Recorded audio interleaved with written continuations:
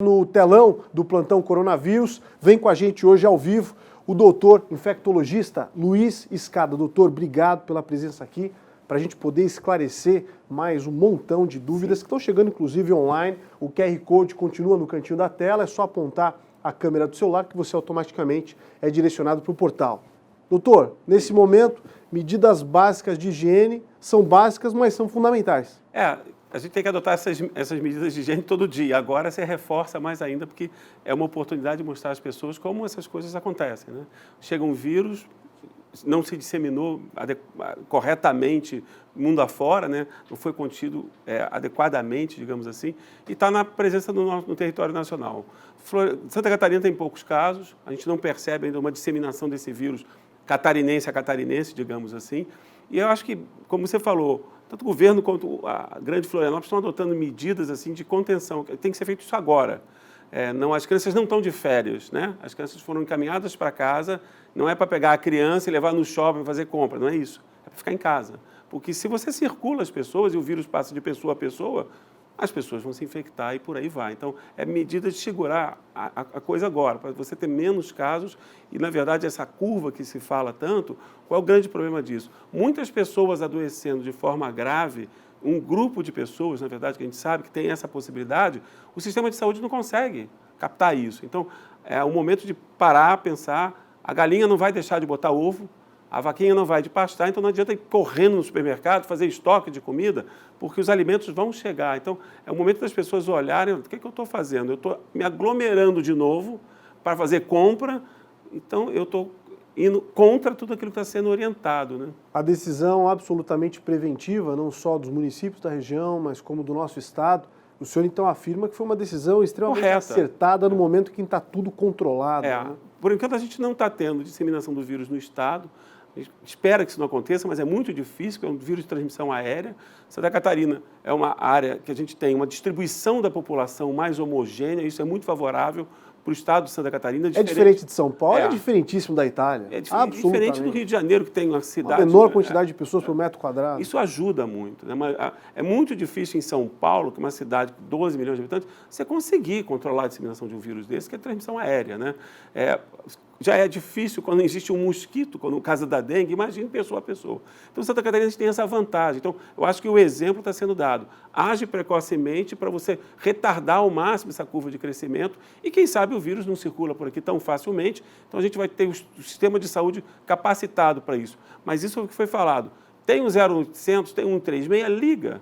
A gente tem que ter tecnologia para isso. Eu estou em casa, estou resfriado, o que eu vou fazer ir no hospital para fazer teste para saber se é coronavírus? Eu vou, na verdade, me expor, né? Então, se eu estou doente, aí eu vejo se eu vou na unidade básica de saúde, o programa de saúde me ajuda, o programa de saúde da família ajuda, ou eu vou num hospital porque eu já estou mais grave. Então, esse direcionamento está sendo fornecido maciçamente, o pessoal tem que receber essa orientação e cumprir.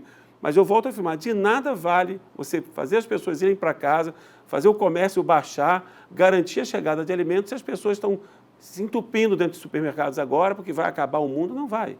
Vai passar um período de 2, 3, 4 semanas, onde a gente vai ter que mudar o estilo de vida, lavar mais as mãos, porque a gente não faz isso, e a coisa vai baixar. Depois que esse vírus tiver alcançado uma exposição grande à população, ele naturalmente vai abaixar.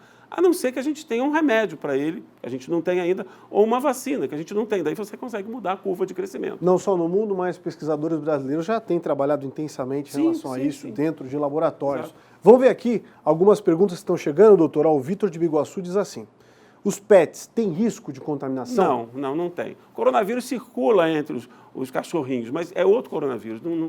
Animal não vai transmitir. Bichinho em casa, né? Não vai transmitir. Não, esse é muito pior, nossa. Juliana de Palhoça: sabonete para higienização das mãos, adulto e bebê de 2 anos, tem que ser algum específico, como por exemplo os que contém triclosano? Não precisa. Água e sabão. Vamos ser bem claros. De preferência, sabonete líquido, que é mais fácil de utilizar. Uma dica: quando você tem alguém isolado em casa, isolamento porque está contaminado, essa pessoa deve ter seu próprio sabonete líquido. Evitar usar sabão em barra, porque ali no sabão pode ficar resíduo de vírus, né? Vimos exemplos de pessoas que fizeram um vídeo demonstrando isso, né? Sim. O contato do alimento totalmente diferente, bloqueado, Sim, a constante troca de toalhas, higienização interna e evitar contato com outras pessoas. Exatamente. A pessoa está em isolamento, exatamente. Então mantenha ele isolado, a porta fechada, a janela aberta, ele mesmo limpa a cama, ele mesmo... Que é exatamente o que está acontecendo com essas 9 pessoas que nós temos aqui. Exatamente. A Adriana de Florianópolis, tenho asma desde criança e queria saber se é recomendado usar máscara no ônibus e terminais urbanos. Não, na verdade, se a sua asma está equilibrada, você não tem um risco tão importante de adquirir esse vírus e se prejudicar. Se a tua asma não anda bem, a máscara vai até te atrapalhar, porque vai te dar a sensação de sufoco. Então, mantenha a sua doença de base estável, né? Há uma certa preocupação, evidente, e uma dúvida das pessoas, vejo que em grande escala, em relação ao uso de equipamentos de proteção individual.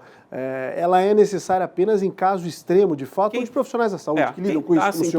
Quem está sintomático tem que usar. E quem vai atender essas pessoas. Circular com máscara, tem até uns trabalhos que demonstram que aumenta o risco de exposição, porque você tem que colocar a máscara, tirar a máscara, você fica manipulando a cara. E você botou a mão em lugares que você não viu, não lavou a mão, então você está colocando a mão no rosto. Então, é o tiro que sai pela culatra, digamos assim. Está com a gente aqui ao vivo no estúdio o doutor infectologista Luiz Escada, esclarecendo várias dúvidas aqui. A Sandra de Floripa. Tem uma doença crônica pulmonar. Já sinto falta de ar normalmente. Pelo fato de ter essa doença, posso sentir os sintomas de maneira diferente? Sim, se ela tem uma doença pulmonar, ela é uma pessoa que tem um risco maior de adquirir qualquer vírus respiratório, influenza, o coronavírus particularmente, piorar o quadro pulmonar dela. Essa pessoa, se trabalha, deve receber uma orientação em relação, precisa trabalhar, não, trabalha à distância, evitar contato com o público e, principalmente, entrar em contato com o médico dela para saber se a doença dela está equilibrada, sim ou não, e tentar intensificar o controle da doença. Sandra, espero que o doutor tenha respondido sua pergunta, tenho certeza que sim. O Paulo Sérgio de Santo Amaro. Minha esposa voltou de viagem na semana passada e não apresenta nenhum sintoma, mas outra pessoa que esteve no mesmo estúdio de ginástica está com febre. Já que ela esteve em contato com essa pessoa que está com febre, devemos fazer o exame? Bom, a moça está assintomática, né? Voltou de viagem, eu não sei de onde ela voltou de viagem. Nenhuma pessoa com febre no estudo de ginástica teria que investigar a origem dessa febre. Agora, se a pessoa voltou de viagem de um local onde estava tendo circulação de coronavírus... Por exemplo, Itália. Se veio lá da Lombardia, essa pessoa deveria ter ficado em isolamento domiciliar por uma semana, assintomática, né, sem sentir nada. Para quê? Para evitar que, se ela tivesse portadora do vírus, transmitir. Ir a um hospital para saber, ou um lugar para saber se fazer o exame ou não, acho que primeiro poderia avaliar com o médico a origem dessa febre que se teve ali na academia, né? O detalhe é que nem sempre a febre tem relação com o coronavírus. Não, a febre acontece com um monte de coisa, inclusive infecção, né? Com doenças não infecciosas também. Você toma um remédio, você pode ter febre, sabia? E fiquei pensando seriamente, doutor, em relação à sepse, sim, né? Que é a doença que mais mata no mundo, sim, e que pouco se fala, sim, e que detona com o sistema imunológico. Pode haver relação? Na verdade, o que acontece muito... Ou não? O que acontece muito nesses vírus que causam esse tipo de agressão, insuficiência renal, problema pulmonar ou vírus da febre amarela, é como se fosse uma sepse viral, uma tempestade de processos inflamatórios. A bactéria tem essa capacidade de fazer isso muito facilmente. E sepse pode ser causada por todas elas, né? Pode. Bactéria, fungo, exato. Vírus. Mas esses vírus, febre amarela causa um quadro tão grave que funciona como se fosse uma tempestade que a gente chama de citoquinas, que são o corpo tentando conter o processo inflamatório, mas piorando o processo inflamatório.